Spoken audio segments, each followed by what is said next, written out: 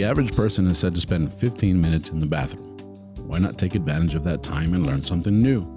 Presenting the 15-minute podcast on weird facts, crazy details, and funny particulars that you'll be able to enjoy while you're taking a on your free time. Welcome to This Shit with Sam Butler.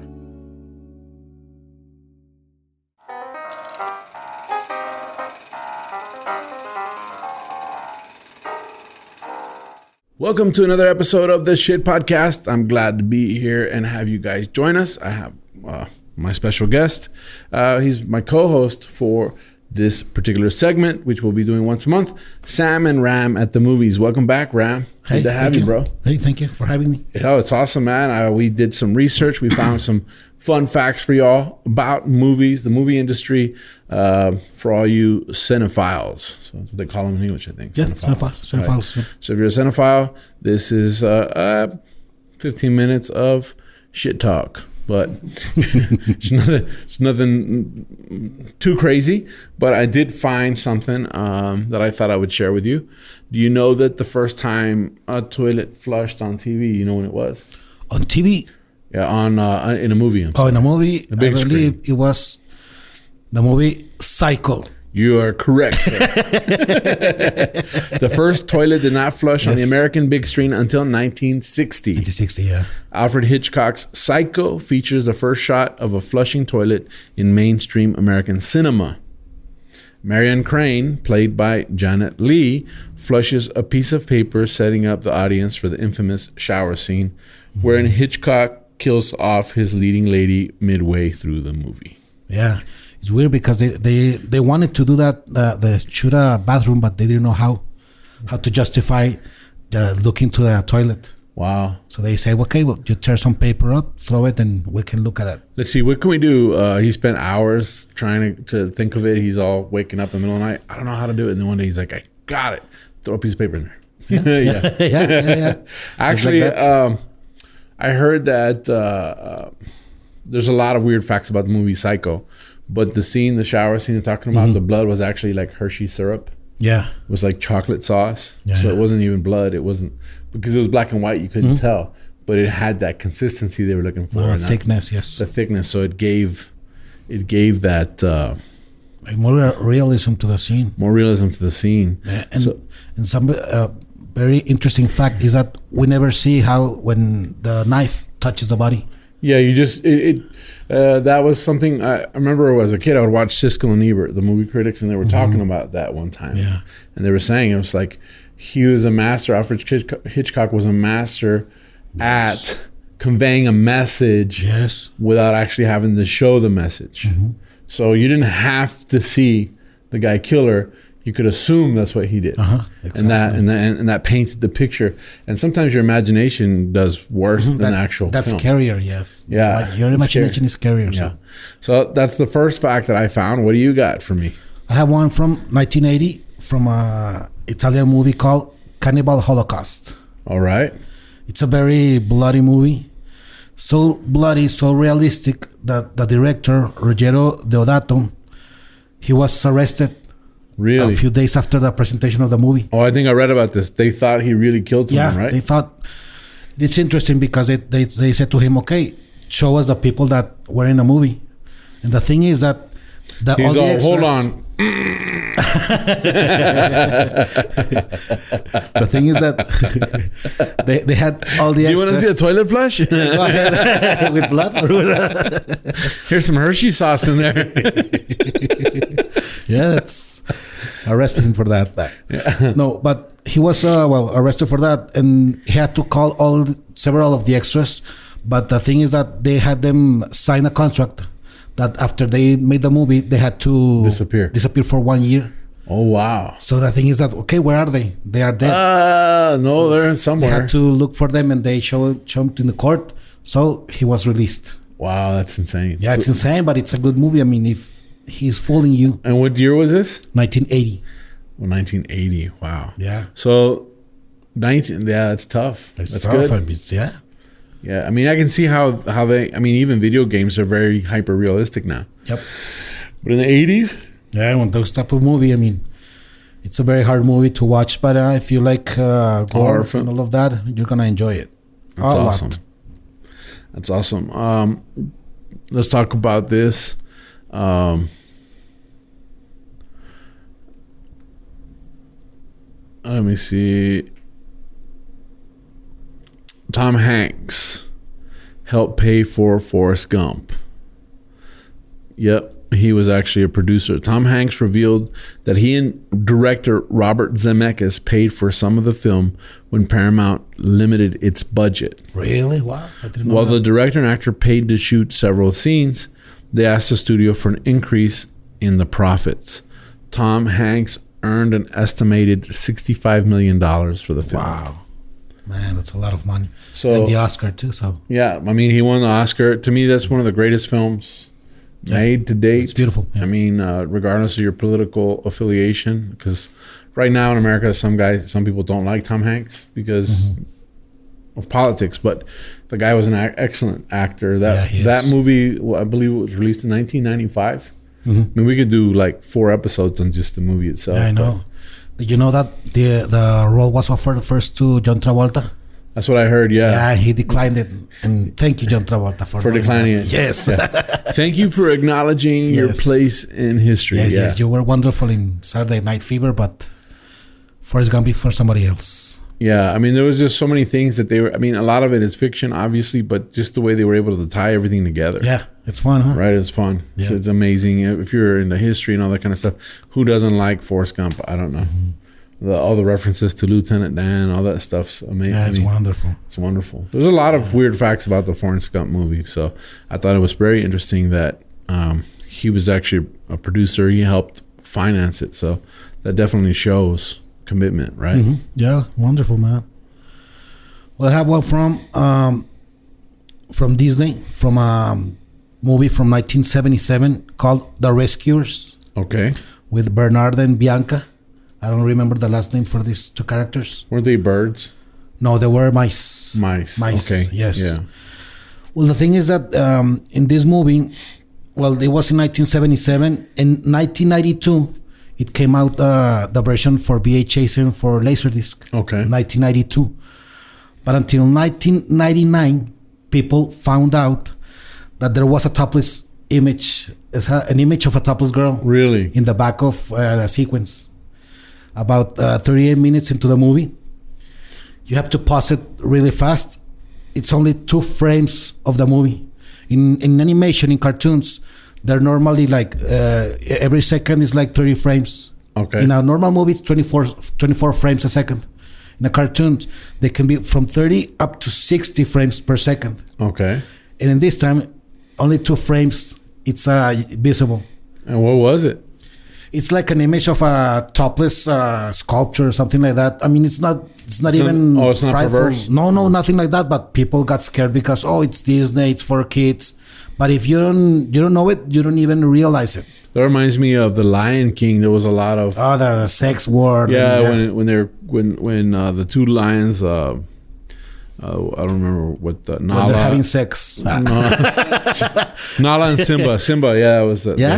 They're wrestling and then they kick up dust and they say that the dust spells out sex. Yeah. So there's a lot of there's a story out there that I read about how the animators would put stuff into the movies. Okay. And in one of those, they actually. This is like an urban legend. I don't know if it's true. I didn't plan on talking about this, but they did a pornographic version of Minnie and Mickey. Oh, okay. Right, and they showed it to Walt Disney as a gag, like at one of their because they used to get together and they'd smoke cigars and drink and have a good time, and they did it. And Walt Disney, the legend says that Walt Disney played it off. Like it was awesome. Like, oh, that's so good. That's so funny. And then he was like, once who came up, because they wouldn't say who did it. And then once they said who did it, he fired him on the spot. He said, you don't do that to my characters. You don't do that to my. Wow. So I know from that legend, and this was years ago. Like I said, don't quote me on any of this, but the rumor was that Disney was super upset that they would desecrate his characters like that. And he let them know he wasn't going to play like that with his character. So I don't know if that plays into the fact that people try and hide stuff into his movies all the time. I would. I mean, you're like, oh, he doesn't like it. We'll show him. We'll show him. Yeah. So the subliminal messages. I know that if you go to Disneyland and you get on the Pirates ride, there's only one. There's one spot on the Pirates ride where there's a painting, and it's a topless girl, and she's a pirate girl, and she's kind of like laying down, and her hair kind of covers the nipples, but you're just kind of going like, come on, Walt. Yeah. It's a kid's place. Do we really need that, But it's just, I don't know that it was Walt. I mean, he's been gone for a while, but he's buried in Walt Disney, so in Disneyland. No, he's not. No, that's what he's not. No, he's not freezing. He's not frozen. No. Come on. No, he died of cancer, and he was buried. He's like at Rest Lawn or one of those famous cemeteries there in L.A. Okay. Yeah, but I know I always wondered too. I had to Google that, and then I found out no, he was actually buried. Damn it! That's a cool urban legend. Of course, that's a cool way to go. Yeah, but it's not true. But all right, you got another one, or is that one? No, I have some, but for what we're saying about actors that they were going to play some roles, but they ended up doing something else. For example, for the movie Jennifer Lawrence, the star for Hunger Games, she auditioned for the Twilight series. She almost was going to be a vampire, but thank God she didn't. I don't know. I mean, I kind of would like to have rather had her than the girl that played that girl. I mean, what was her name? Bella? I don't know. Kristen Stewart. I mean, she's an attractive girl and all. I mean, I'm not going to say she's an ugly girl, but God, it's like, you don't want to be here. I don't want to be here. Yeah. It's like, it's like, hey, change your attitude, young lady. I would have been like, look, girl, you don't want to be here, and neither do I. Get the hell out of here, But it might have been interesting to have Jennifer Lawrence play that character. Yeah, well, it would, but I mean, if the movie is boring from the script, then there's absolutely no way that a wonderful actor can make it wonderful. I mean, if the script sucks. Well, I mean, I just think that it's Kristen Stewart's personality. I think she's like that in all the movies that she does. There was she got an award like last year for a very good performance that she did, and it was in Europe, I believe. I don't know if it was in Italy or something like that, where she got that award, and it was like the first non-European actress to get it. So she finally broke out of her shell. Yeah. They're like, you did the best, most boring girl in history. You get the award. I don't know. Yeah. I mean, but who knows? That'd have been cool. Yeah. And another one is that Al Pacino, he turned down the role of Han Solo. Yeah, I heard that. Star Wars. And they also they told him that he will make money with the earnings. And he didn't want that role because he didn't understood the movie. Wow. Well, I'm going to get a lot of people mad at me, but I never watched Star Wars as a little kid. My parents were older than us. They never really took us to the movies. I had an older brother that did. And I mean, he took us to watch like Pete's Dragon and all these kids movies. But Star Wars was one of those movies I never got to watch as a little kid. Okay. So I watched it as an adult. And then as an adult, I was like, okay. All right, I guess. Yeah. And I know I'm offending a lot of people right now because it wasn't my thing. I did go to the movies and watch Back to the Future as a kid, and I love that movie as a kid. I still love that movie today. The Goonies as well. I went and watched The Goonies again as an adult, and I went, all right, I guess. I guess a lot of it is like you grow up and it doesn't have the same magic. But Star Wars, I never really got into. And I know that's like, Sam, how you doing a podcast about movies and you're not a Star Wars fan? Yeah. But I'm not. I mean, I'm not really a big Star Wars fan, and I'm sorry, all my geek friends that love it. Don't worry, me neither. But I understand the business it's become. And I gotta say, my hat's off to the business. I believe some of the newer movies, from what I've heard, are a lot better than the original movie. But the original movie has that cult classic following. Yeah, well, I mean, the way that they approached the technology that they had in those days, Yes. They did a pretty good job. I mean, using how do you call them, the size scale models? Yes, I mean that's wonderful. Yes, and stuff like that. I believe that's like a groundbreaking movie. Mm-hmm. And then how many 30 years later we got The Matrix, which is like Star Wars for this generation. Yeah. So let's see in 10 more years what happens. Yeah, another movie I didn't get into as a kid. Well, I'm not a big sci-fi fan. Yeah. It's weird, but it's weird, but it's just. I guess it's because of growing up doing construction and having to build stuff that you go, yeah, it's not possible. Do you know how hard it is to do that in real life? You know, and so I know my kids are always like, Dad, you just leave your brain at the door and have a good time. You know. Yeah, but it's weird. I mean, I always ask myself too, like the villains of the movie. When do they have time to build all their layers and headquarters and all of that? Yeah, that's why I love Austin Powers when the guy built it behind the Starbucks. You know, it's like he owns Starbucks and he's like Dr. Evil. You know, and you can see the Starbucks in the background. That's so funny, you know, because I can see it's like, okay, I get it now. It's like you can understand it more here. Yeah, I can see it more. All right, let's see. Do you know where the film industry got its start? The film industry, the Hollywood film industry? Mm-hmm. Well, what we know is the Hollywood film industry. That's a pretty interesting fact. The film industry got its start in New Jersey. Oh, okay. Yeah. Well, Edison had his laboratories there. Yes. But I'm the kind of people that say that the French started the movie industry, not the Americans. I agree with you. The very first feature film, I have it here for you. The studios, they were called Black Maria in New Jersey.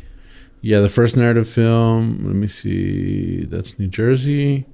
I had one here that was about the first motion picture, but I had a French one. I think it was in the Spanish episode that I had it written down. Yeah, it was. Mm-hmm. Okay, so Edison had his laboratories in New Jersey. Mm-hmm. And then I guess he was the one who developed the film equipment.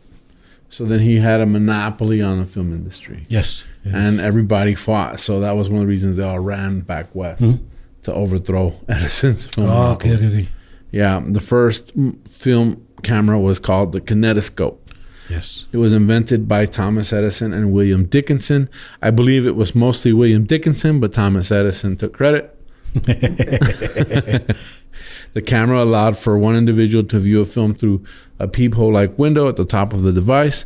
The only surviving film on the Kinetoscope is the 1890 test film, Monkey Shines #1. Monkey Shines. Yeah, so that was the very first film. Yeah, wow. So, Kinetoscope. And so Edison owned that whole thing in New Jersey, and people ran, and they eventually were able to get out of it. I believe they went to California because, where they are located, they have more sun, more light, so they can do all the movies outside. Yeah. The American film industry began in New Jersey. Many studios started out in the New Jersey towns of Bayonne and Fort Lee at the beginning of the 20th century. Okay. But then they left. Cool. But that's it for this episode of the Shit Podcast. Thank you guys for joining us. Sam and Ram at the movies, thank you for coming back. Thank you, man. Let's do this again next month. Thank you all for liking and subscribing. You can find Ram at Instagram at Doobies Boobies. Doobies Boobies, and we'll be tagging him on all the posts. You can find me as Tu Amigo Sam on all social media and also my YouTube channel. Please like and subscribe. And hit the little bell so we can let you know when we're up and running again. Thank you for everything. You can find me on podcast platforms like Spotify and Apple Podcasts as Sta Cagado Podcast. That's it for this episode. Thank you guys once again. Goodbye.